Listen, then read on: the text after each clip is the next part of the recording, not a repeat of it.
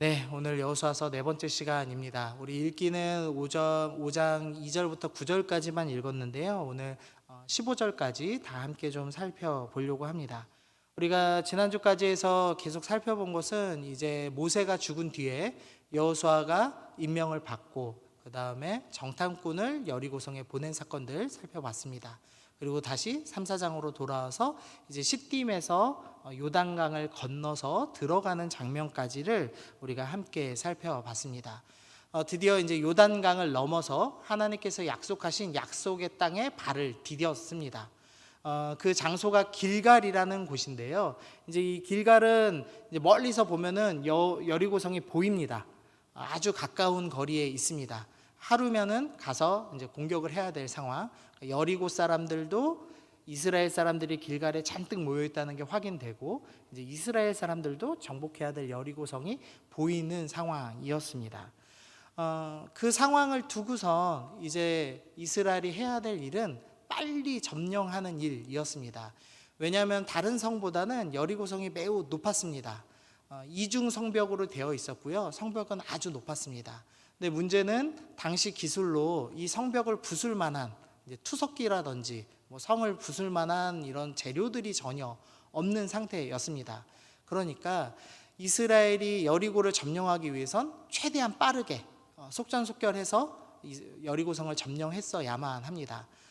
다행히도 이 요단강이 물이 많을 때 지금 넘어갔죠. 그러니까 여리고 사람들이 미처 준비하지 못했던 때, 예상하지 못했던 때에 여리고 앞에 갑자기 200만이나 되는 백성이 나타난 겁니다. 최대한 빨리 가서 이제 정복만 하면 되는 상황이었습니다. 그런데 그 순간에 하나님께서 이해할 수 없는 이상한 명령을 내리셨습니다. 5장 2절 보니까 다시 할례를 행하라 라는 말씀을 하셨습니다. 속전속결로 빨리 가서 여리고성을 점령해야 가나안 민족들이 준비하지 못한 채 무너질 텐데 하나님께서는 길을 멈추고 이제 할례를 행하라 라는 이상한 이해할 수 없는 말씀을 하셨습니다. 그래서 오늘 말씀을 살펴보면서 하나님께서 왜 이런 명령을 행하셨는지 살펴보고 또 이스라엘이 어떻게 순종했는지를 살펴보면서 우리도 그렇게 도전받는 시간을 좀 갖겠습니다. 먼저 할례에 대해서 좀 살펴보겠습니다. 창세기 17장 11절 14절 보면요, 너희는 포피를 베어라. 이것이 나와 너희 사이의 언약의 표징이니라.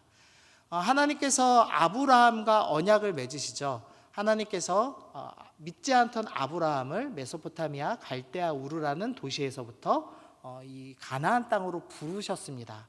그리고 그에게 믿음으로 구원을 허락하시고 그 다음에 그 믿는 자라는 상징으로 표징으로 할례를 허락하셨습니다. 그래서 너희가 하나님의 백성이라면 하나님의 백성이라는 상징으로 성기의 일부분 앞부분을 살짝 잘라서 우리로 따지면 포경수술이죠. 포경수술을 해서 너희가 언약 백성이라는 상징을 남겨라, 몸에다가 새겨라 라고 명령하셨습니다.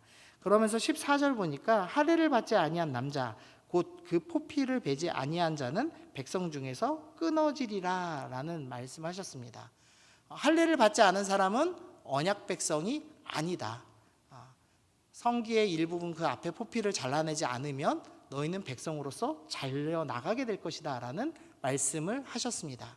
그래서 이렇게 두 가지로 좀 정리를 했습니다. 할례는 언약 백성이 되었다는 표징이다. 그 다음에 자르지 않으면 잘린다. 이 원어는 동일한 표현을 쓰고 있거든요. 포피를 자르지 않으면 너희가 백성 가운데 끊어질 것이다, 잘릴 것이다, 이렇게 표현함으로써 할례는 자르지 않으면 잘린다라는 한 단어로서 설명을 하고 있습니다. 하나님의 언약 백성, 하나님의 백성 되었다는 상징으로 주신 하나의 상징이었습니다. 그리고 나서 6절 보면요, 오늘 본문 6절인데요. 애굽에서 나온 족속 곧 군사들이 다 멸절하기까지 40년 동안 광야에서 헤매었더니 라는 말씀이 있습니다. 하나님께서 이스라엘을 출애굽하셨습니다. 근데 이스라엘 이 출애굽한 백성들이 시내산에서 하나님의 말씀을 다 받고 하나님과 결혼 언약까지 다 맺었음에도 불구하고 가데스 바네아 앞에서 정탐꾼을 보내죠. 그리고 정탐꾼들이 우리는 정복할 수 없습니다라는 그 믿음 없는 말 한마디에 무너져 버립니다. 아무도 하나님께 순종하지 않기로 결정하죠. 하나님께서 그 죄의 대가로 정탐 하루를 1년 삼아서 40일 동안 광야를 돌게 만드셨습니다. 근데 이 일에 대해서 오늘 본문이 평가하면서 애굽에서 나온 족속 곧 군사들이 다 멸절하였다라는 표현을 하고 있습니다. 원래는 하나님께서 백성이라고 부르셔야 맞습니다. 이 원어로 보면은요, 이 백성과 족속은 완전히 구분되는 구절입니다. 그러니까 가나안 사람들은 족속이라고 부릅니다. 근데 이스라엘 사람들은 백성이라고 표현하십니다. 그러니까 얘네들은 내 자식이고 얘네는 남의 자식이고 이런 식으로 표현을 하시는 거죠. 그런데 광야에서 불순종하여서 죽은 사람들은 백성이라는 표현을 사용하지 않으시고 족속이라는 사용을 하고 계시는 겁니다. 하나님께서 지금 이 언약 백성답게 믿음으로 순종하지 않은 이 광야의 백성들에게 할례를 행하지 않으셨고 이들이 광야에서 다 죽게 내버려 두셨습니다. 그리고 나서 너희 이 광야 1세대는 족속이었다라고 표현을 하시는 겁니다. 근데 이제 이 광야 2세대 사람들에게는 할례를 베푸시면서 너희는 너희 아버지 세대와 달리 백성이다. 너희는 나의 언약 백성이 다시 되었으니 언약 백성답게 할례를 행하라 라고 가르쳐주고 계시는 겁니다. 그리고선 9절 말씀을 하십니다. 여호와께서 여호수아에게 이르시되 내가 오늘 애굽의 수치를 너희에게 떠나가게 하였다. 할례를 행했더니 애굽의 수치가 떠났다라고 주님께서 말씀하고 계십니다. 이 애굽의 수치가 무엇인가를 놓고 학자들이 이제 몇 가지 추측을 하는데요. 제가 생각할 때 가장 이제 정확한 해석은 이전에 애굽에서는 노예살이를 했던 수치를 경험한 겁니다. 그런데 이제는 하나님의 백성이 되어서 할례를 행함으로써 완전한 하나님의 백성으로 인정받았고 하나님이 약속하신 약속의 땅에 발을 딛고 있고 이제는 하나님의 백성으로서 살아갈 것이기 때문에 노예되었던 예전의 수치는 떠나갔다. 원어의 표현은 굴러갔다라는 표현을 쓰고 있는데요. 그래서 그 굴러갔다라는 용어를 지명에 그대로 붙여서 길갈이라고 표현을 했습니다. 어쨌든 이 할례를 통해서 애굽에 노예되었던 사람들이 하나님 백성 되었습니다라는 것을 또한 상징을 하고 있습니다. 뭐 이것까지는 이제 성경을 조금 깊게 이제 연구하거나 공부하는 사람들이라면 왜 할례 행하셨지? 이 백성들이 1세대들이 불순종하여서 하나님의 약속의 땅에 가지 못했고 그래서 가나안 족속과 동일한 취급 당했구나. 할례 받지 못한 사람들과 동일한 취급을 받았구나. 하지만 이제 믿음으로써 요단강을 건넌 이 광야 2세대 이 여호수아 밑에 있는 이 사람들은 하나님의 백성 되었다는 것을 확인시켜 주시기 위해서 할례를 행하신 거구나라는 것을 알 수가 있습니다. 근데 이것까지는 좀 어렵고요. 우리가 여기서 조금 더 생각해 볼 거는 8절입니다. 8절 보니까 백성이 진중 각 처소에 머물며 낫기를 기다렸다라는 표현이 있습니다. 이 형제님들 대부분 포경 수술을 받으셨을 거라 생각해요. 손 들어보세요 하면 좀 민망하겠죠? 네. 제가 개인적으로 포경 수술은 되게 슬픈 기억이 있는데요. 예전에 한번 말씀드린 것 같은데 그 2학년 때 이제 초등학교 2학년 때예요. 대학교 2학년 아니고 초등학교 2학년 때 어머니 손에 이끌려서 했어요. 근데 문제는 크리스마스 직전이었는데 제가 그때 크리스마스 때 특송을 하기로 했습니다. 찬송가를. 근데 이제 포경 수술하면 컵을 달아주거든요. 근데 이제 특송도 해야 되는 거예요. 그래서 컵을 달고 어기적 가가지고 교회 앞에 섰어요. 그랬더니 사람들이 특송은 안 듣고 컵만 계속 손가락질하는 거예요. 그래서 아주 슬펐던 안 좋은 추억이 있는데 포경 수술하면 아픕니다. 아파서 이제 컵으로 돼서 보호하는 거거든요. 근데 지금 이 할례를 행했을 때가 어떤 상황인지를 생각해 봐야 되는데 그냥 멀리서 보면은 여리고 사람들이 이스라엘 사람들이 보이는 시점입니다. 그러니까 여리고 성을 앞두고 다시 할례를 행하라라는 말씀은 이스라엘에게는 그냥 너네 여리고가 쳐들어오면 그대로 죽어라 라는 말씀으로 이해될 수 있는 말이었습니다. 전투력을 완전히 상실할 수밖에 없는 순간이었습니다. 성경에서는 실제로 그런 예가 있었죠. 이 야곱의 아들들이 여동생이 이제 안 좋은 일을 당하자 그 안 좋은 일을 했던 그 민족을 속이고 너희가 할례를 받으면 우리랑 결혼하고 함께 할 수 있다 이렇게 속이죠. 그리고 할례를 행한 지 3일째가 됐을 때 12명의 아들이 가서 성 전체를 멸망시킨 일이 있었습니다. 그러니까 할례 받으면 꼼짝 없습니다. 이스라엘 사람들은 역사적으로 그것을 잘 알고 있었습니다. 그런데 하나님께서 할례를 행하라는 그 명령, 적 앞에서 전투력을 완전히 상실하는 그 명령을 받들고 그대로 하기로 결정을 했습니다. 오히려 힘을 더해야 되는 순간이죠. 더 힘을 모으고 더 강력하게 전투 훈련을 해서 싸워야 되는 순간에 오히려 전투력을 상실하는 할례를 행하게 하라고 말씀하신 겁니다. 그러니까 이 전쟁은 너희의 힘으로 싸우는 것이 아니라 나의 힘으로 싸우기 때문에 나를 믿고 할례를 행하라 라고 주님께서 말씀하신 것이고, 하나님을 믿어야지만 할례를 행할 수 있었습니다. 그리고 그 할례를 행한 사람만이 하나님의 언약 백성, 하나님의 백성이다라고 할 수가 있는 것이죠. 이스라엘은 이 두려운 명령을 받들고 순종하기로 결정하였습니다. 이렇게 생각해 볼 수도 있어요. 이 가나안 사람들이 할례를 모르기 때문에 행하는 거 보고선도 가만히 있지 않았겠습니까? 근데 이 할례라는 문화는요, 고대 근동에 몇몇 족속들이 다 하고 있던 문화였습니다. 그러니까 멀리서 조금만 당시에 다른 이 민족의 문화를 아는 그 고대 이 높은 귀족층들에서는 이스라엘이 할례 행한에 충분히 알 수 있었을 겁니다. 그럼에도 불구하고 이스라엘이 담대하게 하나님 말씀에 순종하는 장면이 나와 있습니다. 하나님의 백성, 사명받은 사람은 어떻게 살아야 되느냐? 세상에서 볼 때는 오히려 힘을 빼는 과정, 더 힘을 모아야 되고 축적해야 되고 싸워야 되고 이겨야 되는 그 순간에 하나님이 명령하신다면 나는 힘을 빼겠습니다. 나는 온전히 순종하겠습니다. 결정하는 사람만이 하나님의 백성이며 하나님의 언약 백성이다라고 오늘 본문이 우리에게 가르쳐 주고 있는 겁니다. 거기에 더해서 유월절을 지키라는 명령까지 하십니다. 민수기 33장에는요 이 첫 번째 유월절에 대한 해설을 해놓습니다. 그들이 첫째 달 15째 날에 라암셋을 떠났으니, 지금 애굽에 있는 라암셋이란 도시에서 떠난 겁니다. 곧 유월절 다음 날이라 이스라엘 자손이 애굽 모든 사람의 목적에서 큰 권능으로 나왔으니, 하나님께서 유월절을 가르쳐 주시고 애굽 땅에서 첫 번째 유월절을 행하게 하셨습니다. 그리고선 그 다음 날 애굽을 나가게 되죠. 출애굽하게 되죠. 그래서 첫 번째 유월절은 노예에서 자유민이 되는 해방의 날이었습니다.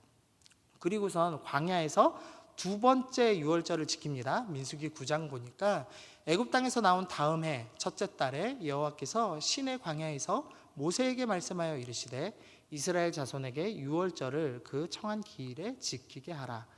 이제 광야에서 두 번째 유월절을 지킵니다. 이 유월절을 지킨 후에는 민수기에 나온 내용대로 진을 짜고 이동을 시작할 겁니다. 그래서 두 번째 유월절이 의미하는 것은 자유민에서 군대로서, 물론 하나님께서 출애굽할 때 여호와의 군대다라고 이미 정체성을 선언해 주셨지만 정식으로 조직된 군대로서 이동을 하는 그 출발점에서 유월절 의식이 있었습니다.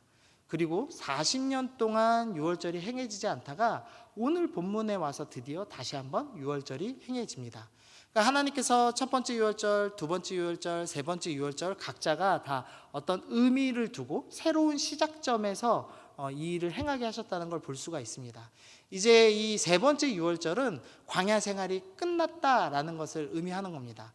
광야에서 할례 받지 못한 채로 떠돌아다니던, 그 죄의 대가로 떠돌아다니던 그 이제 생활은 끝났고, 이제부터는 약속의 땅에서 하나님의 백성으로서의 새로운 삶을 시작한다. 너희 새로운 출발을 유월절로부터 시작해라 라는 의미로 하나님께서 할례를 받고 그 다음에 유월절 절기를 지켜라 라고 명령을 하셨습니다. 근데 여기에도 좀 이스라엘이 듣기에는 좀 문제가 있습니다. 뭐냐면 유월절이 1월 14일에 지켜요. 이스라엘 절기로. 그 다음에 15일부터 21일까지 7일간의 무교절이라는 절기를 지킵니다.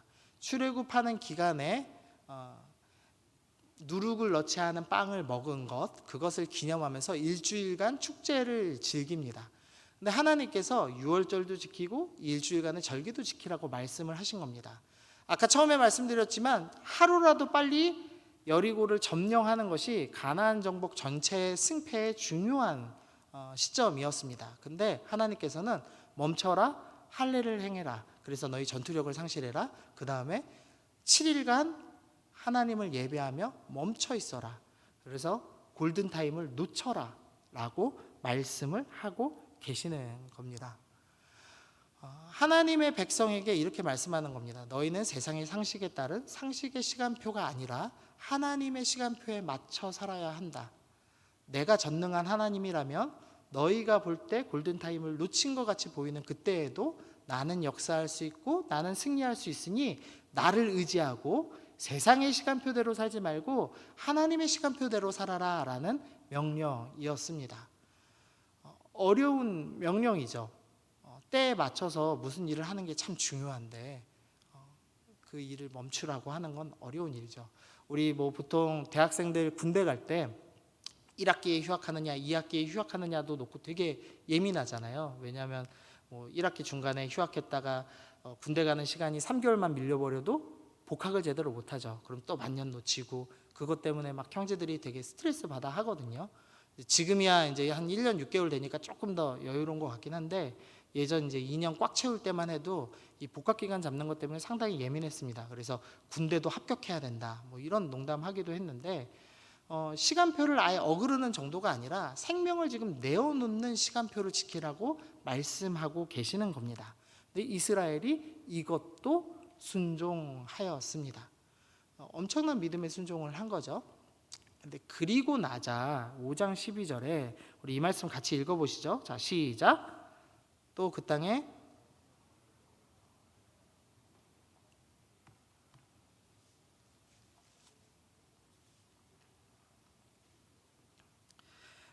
그 땅의 수산물을 먹은 다음 날에 만나가 그쳤습니다.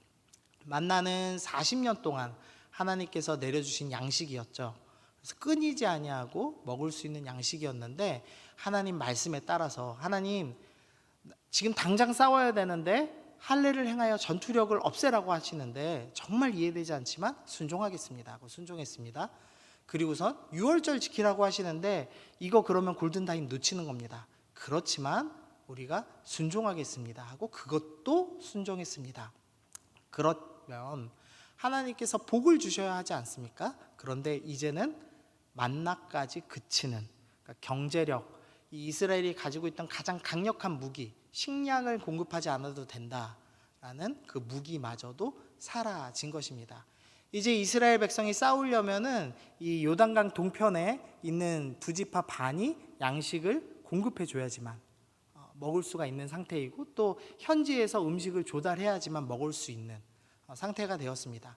보통 이제 고대 전쟁에서요, 이제 군인을 100%로 보면은 한 60% 이상이 식량을 조달하는 데 사용됩니다. 왜냐하면 식량을 끌고 오는 병력이 있어야 되고요.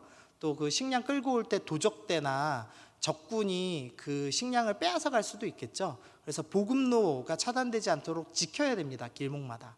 그래서 식량을 조달하는 것이 더 병력이 많이 들어가는 일입니다. 근데 하나님께서 순종했더니 오히려 경제력을 상실하게 만드시고 더 병력이 줄어드는 일을 일으키시는 겁니다. 순종하였더니 만나가 그쳤고 경제력이 상실하였습니다. 우리가 보통 이런 어려운 일이 생기면 그런 생각을 해요. 내가 뭔가 실수했나 보다. 뭔가 잘못했나 보다. 내가 하나님 음성 들은 게 아니지. 하나님이 이렇게 시간을 내가 원하는 시간대로 안 가고 세상의 상식대로 안 가게 하시고 미루신 것은 잘못된 거야. 내가 뭔가 잘못 들었을 거야. 아니면 하나님이 세상을 잘 모르시는 거야. 이런 식으로 생각하고 이제 하나님의 뜻이 아니라 내 뜻대로 살아가곤 하죠. 근데 오늘 말씀을 통해서 우리가 생각해 봐야 될 건 이 만나가 그치고 음식이 부족해진 것은 실패의 신호가 아니라는 겁니다. 오히려 새로운 삶으로의 초대입니다. 이제는 너희가 약속의 땅을 소유한 사람으로서 약속의 땅의 것을 먹고 스스로 농사지고 음식을 조달하며 살아가야 된다. 이제 너희는 너희가 농사지은 것으로 하나님께 헌금하고 헌물로 내어드리며 살아야 되며 너희가 농사지은 것을 잘 저축하여서 나와 맺었던 언약들, 안식년, 희년, 그 모든 정신들을 지키며 살아가는 정말로 언약 백성이 되었다라는 새로운 삶을 신호, 새로운 삶으로서의 초대였습니다. 근데 당장 놓고 보면은 부족함이었죠. 불편한 일을 경험한 겁니다. 여러분이 예수님 열심히 믿었더니 오히려 가난해졌습니다. 오히려 시험에 떨어졌습니다. 오히려 통장에 잔고가 보이기, 바닥이 드러나기 시작합니다. 되는 일이 없습니다. 시험에 실패합니다. 관계가 어그러집니다. 그런 순간이 때때로 있죠. 이 믿음의 공동체인 이스라엘이 약속의 땅에 들어간 처음 경험한, 일주일 만에 경험한 것이 바로 그런 모든 일이었습니다. 네, 우리 13절 보시죠. 여호수아가 여리고에 가까이 이르렀을 때에, 여호수아 입장에서 생각해 보십시오. 모세라는 위대한 지도자가 죽고 간신히 요단강을 건넜는데 전투력도 상실했고 골든타임은 놓쳤고 양식은 떨어졌습니다. 도저히 이제 자기의 지혜로, 자기의 힘으로는 방법이 없는 겁니다. 여호수아는 뭔가 선택을 해야 되죠. 다시 되돌아가서 요단 동편에서 식량을 축적하고, 그 다음에 여리고 성이 얼마나 높은지 확인했기 때문에 그 성벽을 뛰어넘을 수 있는 사다리, 그 다음 성벽을 부술 수 있는 여러 가지 무기들을 잘 준비해서 다시 오는 방법이 있었습니다. 하지만 여호수아는 그것이 하나님 뜻이 아닌 것을 알았기 때문에 뒤돌아가지 않았습니다. 오히려 하나님 도대체 어떻게 하란 말씀이십니까? 난 이해가 되지 않습니다. 그런 마음으로 오히려 사명지인 여리고를 향해서 혼자 걸어가기 시작했습니다. 그래서 혼자 가서 여리고에 가까이 이르렀습니다. 그랬는데 눈을 들어본즉 한 사람이 칼을 빼어 손에 들고 마주 서 있는지라. 여호수아가 가까이 가서 그에게 묻되 너는 우리를 위하느냐 우리의 적들을 위하느냐 하니, 여리고에 가까이 갔는데 한 사람이 칼을 들고 서 있습니다. 그러니까 여호수아가 생각한 겁니다. 적군이라면 지금 죽이고 내가 도망쳐야 살 것이고, 우리 편이라면 확인을 해야죠, 신분을. 그래서 너는 적군이냐 아군이냐라고 물었습니다. 그러자 그가 이르되, 지금 칼 든 사람이 말하는 겁니다. 아니라 나는 여호와의 군대 대장으로 지금 왔느니라. 여호수아가 막막한 그 시점에 사명 포기하고 싶지 않아서 다시 한번 여리고를 향해서 가까이 갔습니다. 그러자 그 앞에 누가 계셨냐면 여호와의 군대 장관이 계셨습니다. 그리고 15절에서 여호와의 군대 장관이 여호수아에게 이르되 내 발에 신을 벗으라 내가 선 곳은 거룩하니라 하니 여호수아가 그대로 행하니라 라는 말씀으로 5장이 마무리가 됩니다. 이 내 발에 신을 벗으라 라는 말씀을 딱 들으면 우리가 생각나는 말씀이 있죠. 모세가 떨기나무에서 하나님을 처음 뵀을 때 하나님께서 내 발에 신을 벗으라 라고 말씀을 하셨습니다. 하나님께서 하셨던 말씀을 이 여호와의 군대 대장이 하고 있다면 이 군대 대장은 평범한 천사는 아닐 겁니다. 그래서 학자들은 이 여호와의 군대 대장을 예수님이 오신 것으로 보통 생각을 합니다. 여호수아가 믿음대로 할례행했습니다. 유월절도 지켰습니다. 그러자 만나가 그쳤습니다. 믿음대로 살았더니 인생이 꼬였습니다. 어려워졌습니다. 골든타임을 완전히 놓쳤습니다. 근데 그때 무슨 일이 일어나냐면 여호와의 군대 장관이신 예수님께서 지금 우리 앞에 서서 우리가 싸워야 할 그 사명, 우리가 정복해야 될 그 땅 앞에 앞장서셔서 이제는 우리를 이끄시려고 준비하시는 모습을 확인할 수가 있게 됩니다.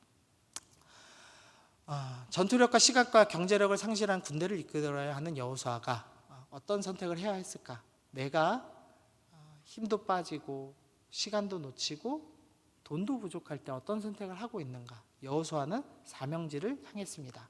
그랬더니 여호와의 군대 장관이 앞에서 인도하기 시작했다. 그것이 오늘 본문이 우리에게 주는 교훈입니다. 우리가 인생 살면서 하나님을 믿는 것과 세상을 따라 사는 것이 늘 충돌합니다. 우리 세상이 요구하는 그 힘, 스펙을 추구하다 보면 하나님을 잘 믿는 것이 불가능합니다. 세상이 요구하는 시간표대로 살면 교회를 제대로 다닐 수가 없고 신앙생활을 할 수가 없습니다. 그리고 순종하면 경제적으로 부족함을 경험하기도 합니다.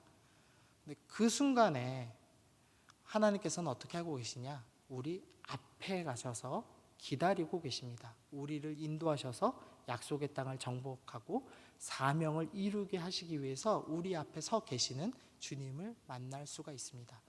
그래서 여러분에게 권면드리고 싶은 거는요, 세상의 시간표대로, 세상의 논리대로 힘을 쌓고 그들의 시간표대로 싸우며 경제적으로 더 많은 것을 쌓아서 지키는 삶을 사는 것이 아니라 믿음으로 순종하는 삶을 여러분에게 권면드리고 싶습니다. 여호수아는 상식적이지 않은 결정을 내렸지만 믿음으로 가나안 땅을 정복했습니다.